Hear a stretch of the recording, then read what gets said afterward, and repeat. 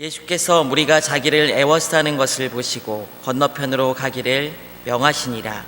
한 서기관이 나와 예수께 아뢰되 선생님이여 어디로 가시든지 저는 따르리이다. 예수께서 이르시되 여우도 굴이 있고 공중의 새도 거처가 있으되 인자는 머리 둘 곳이 없다 하시더라. 제자 중에 또 한 사람이 이르되 주여 내가 먼저 가서 내 아버지를 장사하게 허락하옵소서. 예수께서 이르시되 죽은 자들이 그들의 죽은 자들을 장사하게 하고 너는 나를 따르라 하시니라. 하나님 아버지, 새해를 맞이하여 이 시간 하나님 앞에 머리 숙여 예배로 한 해를 시작할 수 있도록 우리를 인도하여 주시니 감사합니다. 하나님의 말씀을 경청할 때 하나님의 뜻이 어디 있는지 분별토록 지혜 주시고 깨달은 바대로 살아갈 수 있도록 능력으로 인도하여 주옵소서.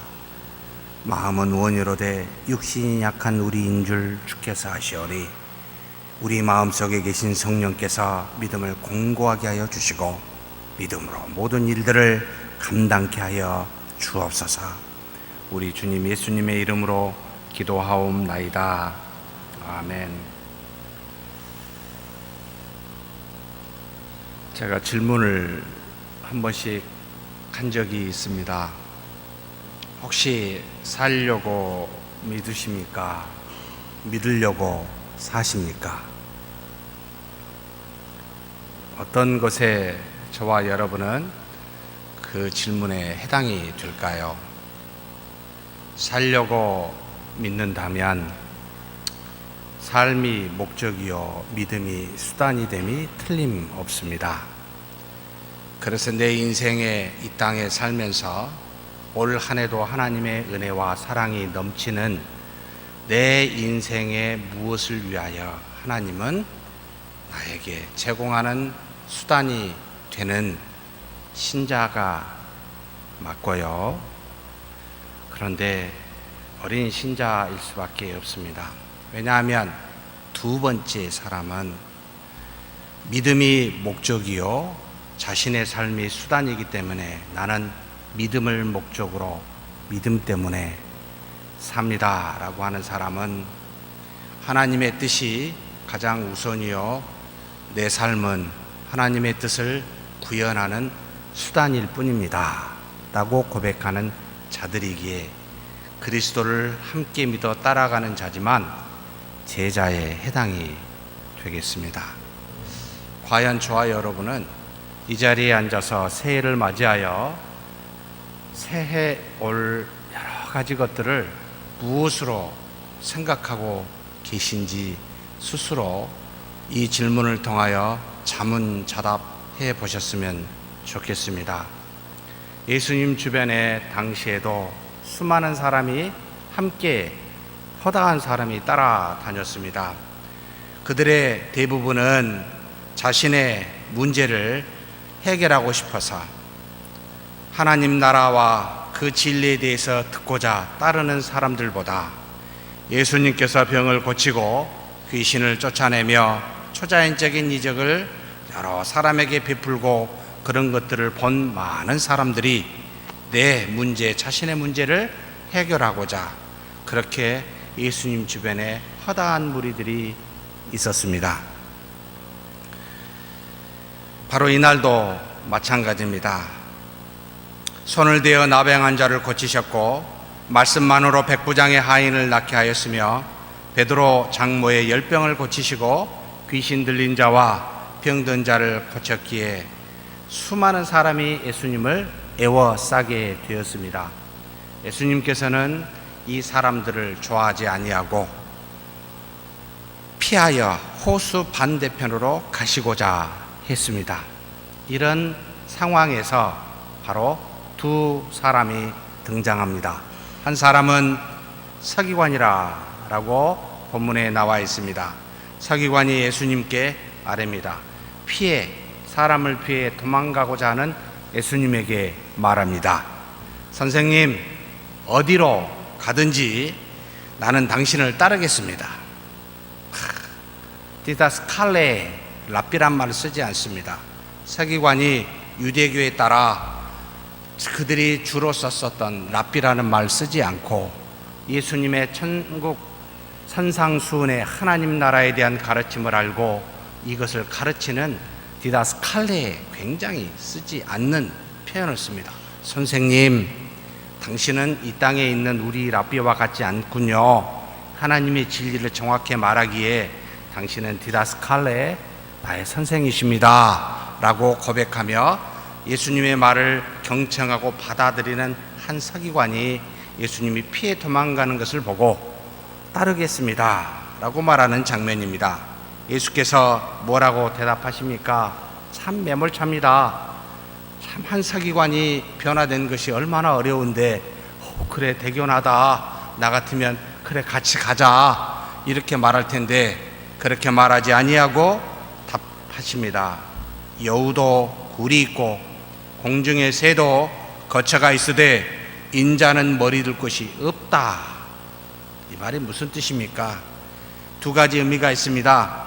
한마디로 이 땅에 사는 모든 만물은 다 집이 있지만 나는 이 땅에 집이 없다.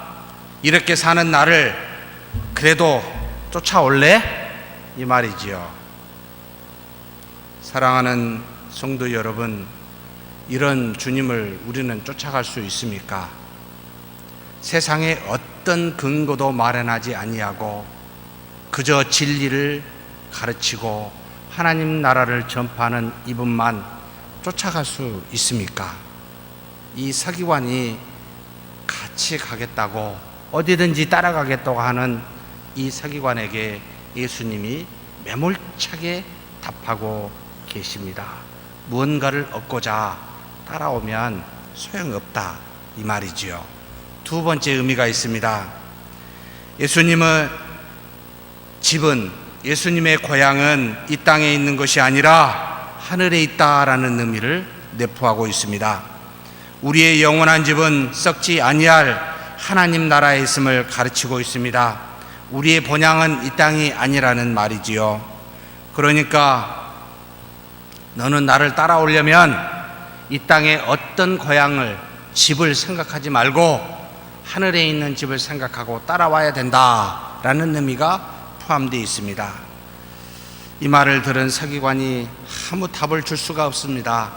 그러자 또 다른 한 사람이 등장합니다. 제자 중에 한 사람이 예수님께 묻습니다. 누군지 나타나지 않습니다. 주여, 내가 먼저 가서 내 아버지를 장사하게 허락하옵소서. 이 제자는 그래도 나그네 길인 인생 이 예수님을 따라 그래 나도 그렇게 살겠습니다만은 이거 한 가지는 좀 허락해 주십시오 라고 묻고 있는 겁니다. 무슨 일입니까? 세상에서 굉장히 중요한 일 한 가지만큼은 먼저 해결하고 주님을 따르겠으니 그렇게 허락해 주십시오. 그 일이 뭡니까? 아버지 장례는 참 치러야 되지 않겠습니까? 이것이야말로 인간사의 중요한 문제인데 이것부터 해결해 놓고 주님 따르게 해 주십시오 라고 지금 예수님께 요청하고 있습니다. 주님에 따르는 일도 중요하지만 이 땅에서 먹고 사는 우리에게 급박하고 중요한 일이 있으면 그것부터 먼저 해결해 달라고, 그것부터 먼저 하겠으니 허락해 달라고, 그 뒤에 와서 따르면 되지 않겠냐고 예수님께 요청합니다. 사랑하는 성도 여러분, 맞는 것일까요? 예수님이 답변하십니다. 마태복음 8장 22절입니다. 예수께서 이르시되 죽은 자들이 그들의 죽은 자들을 장사하게 하고 너는 나를 따르라 하시니라. 이 말씀을 조금 더 쉽게 풀이하면 영이 죽은 자들로 영과 육체가 죽은 자들을 장사하게 하라.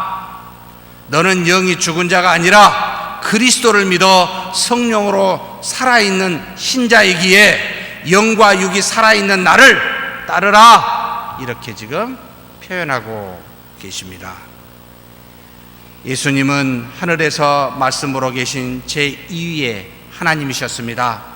인간의 육신을 입고 이 땅에 사람으로 오셔서 하나님의 아들이 되었습니다. 우리는 이 땅에서 사람으로 태어나 죄를 지은 죄인이 되었는데 예수님의 대속과 성령님의 우리 안에 내주하심으로 말미암아 우리는 신적 존재로 하나님의 아들이 되었습니다. 예수님은 하나님에게서 출발하여 사람이 되었고 우리는 사람에서 출발하여 신적 존재가 되었다는 말입니다. 예수님은 하늘에서 우리는 땅에서 나오므로 서로 출발점은 달랐지만 종국에는 하나님의 아들이라는 종착점은 같게 만든 놀라운 은혜가 이 안에 있었습니다. 그러므로 우리는 더 이상 이 땅에서 단순한 인간이 아니라는 말입니다. 우리는 예수 그리스도와 같이 하나님의 아들이라는 말입니다.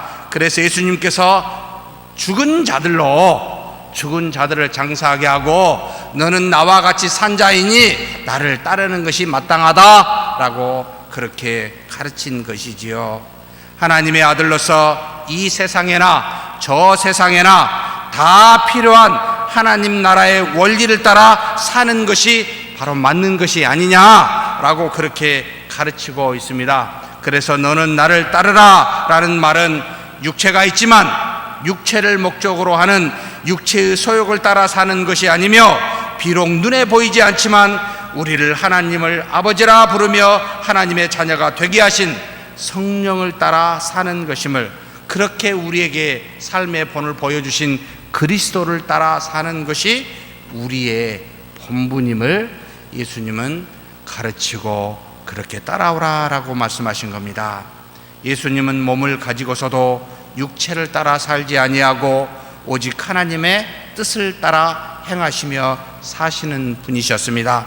그래서 요한복음 5장 30절에 내가 아무것도 스스로 할 수 없노라, 듣는 대로 심판하노니 나는 나의 뜻대로 하지 않고 나를 보내신 이의 뜻대로 하려 함으로 내 심판은 의로우니라.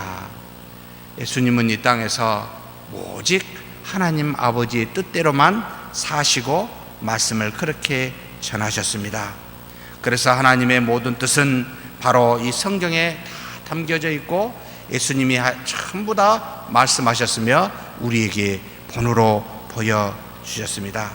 사랑하는 성도 여러분, 그래서 예수님을 따르는 일은 첫 번째로 세상을 따르지 않고 가장 우선적으로 하나님을 중심으로 사는 것임을 말합니다.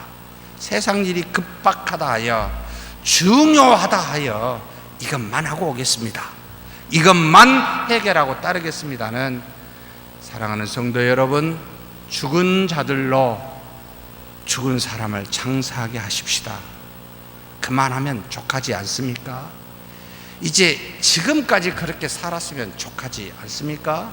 새해는 주님을 가장 먼저 따르는 저와 여러분이 되기를 축복합니다.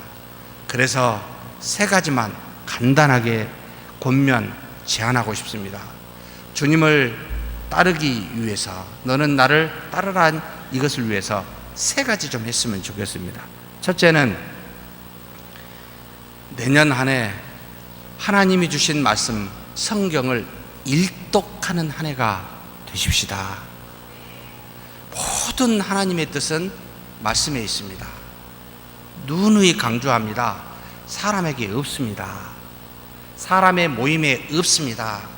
많은 사람이든 적은 사람이든 사람의 경험이든 경험이 부족한 자이든 여러분, 사람에게 진리가 있지 않습니다. 오직 진리는 하나님의 말씀에 있으니 가장 먼저 말씀의 뜻이 무엇인지를 알기 위하여 일독하는 저와 여러분이 되기를 주의 이름으로 축복합니다. 두 번째로 주의를 반드시 지키는 한 해가 되십시다. 천지를 창조하시고 하나님이 우리를 위해 행하신 첫 번째 일이 무엇이었습니까? 6일 뒤에 우리를 위하여 한 날을 거룩히 여겨 안식일이라 칭하며 이 날을 지키라고 명하셨습니다. 바로 주의를 지키는 일입니다. 주일은 육체의 일은 쉬고 영적인 일로 채우는 것이 여러분 주일을 지키는 겁니다. 모든 육체의 일은 나머지 6일 동안 열심히 하십시다. 그런데 주일 이 한 날은 육체의 일은 다 쉬고 조금만 말고요, 오전만 말고요, 하루 종일 정말 주님을 믿고 따르는 일에, 그분과 교통하는 일에 전심 전력, 이 하루만큼은 그렇게 하는 한 해가 되었으면 좋겠습니다. 그래서 예배와 성경 공부와 봉사, 이 세 가지를 주일날 꼭 하고 돌아가시는 저와 여러분이 되기를 주의 이름으로 축복합니다. 세 번째, 마지막으로 주님을 따르는 세 번째 일은 경건을 구현하는 한 해가 되었으면 좋겠습니다. 야고보서 1장 27절에 하나님 아버지 앞에서 정결하고 더러움이 없는 경건은 곧 과와 과부를 그 환난 중에 돌보고 또 자기를 지켜 세속에 물들지 아니하는 것이라. 하나님의 자녀입니다. 아무리 말로 외쳐봤자 세상은 믿지도 듣지도 않습니다. 하도 많이 속았기 때문이지요. 우리도 마찬가지입니다. 보여주세요. 하나님의 자녀임을 보여주십시오는 경건함에 달려 있습니다. 이 경건함은 두 가지로 나타납니다. 무엇입니까? 이 땅에서 가장 소외받았다고 대표적인 대명사로 사용하는 과와 과부를 돌보는, 어렵고 힘든 사람을 돌아보는 데서 첫 번째 나타나고, 두 번째 경건은 어디서 나타납니까? 세상의 조류를 따라 살지 아니하고 자신을 구별하여 지켜 거룩한 모습으로 나타나는, 말씀과 기도를 통하여 세상과는 다른 사람임을 드러내는데 두 번째 이 경건함이 나타납니다. 그러니 신자와 비신자의 차이인 이 경건함을 저와 여러분이 어려운 사람을 돌아보고 말씀과 기도로 스스로 거룩한 자가 되어 하나님 앞에 그렇게 구별한 거룩한 자로 살기를 주의 이름으로 축복합니다. 하나님 아버지 감사합니다. 우리로 새해를 허락하여 주시니 감사합니다. 이제는 세상을 따르지 아니하고 중요하다고 그렇게 죽은 자처럼 살지 아니하고 이제는 살아있는 자로, 영과 육이 주님과 같은 자로 이제는 주님을 따르는 우리가 되게 하여 주시옵소서. 한 해 동안 말씀을 일독하게 하여 주시고 우리가 정말로 돌아보아 하나님 앞에서 오직 명령하신 주의를 반드시 지키게 하시며 경건한 자로 어려운 사람을 돌아보며 세속에 물들지 않도록 자기를 지키는 우리 모두가 되게 하여 주시옵소서. 감사하고 우리 주님 예수님의 이름으로 기도하옵나이다. 아멘.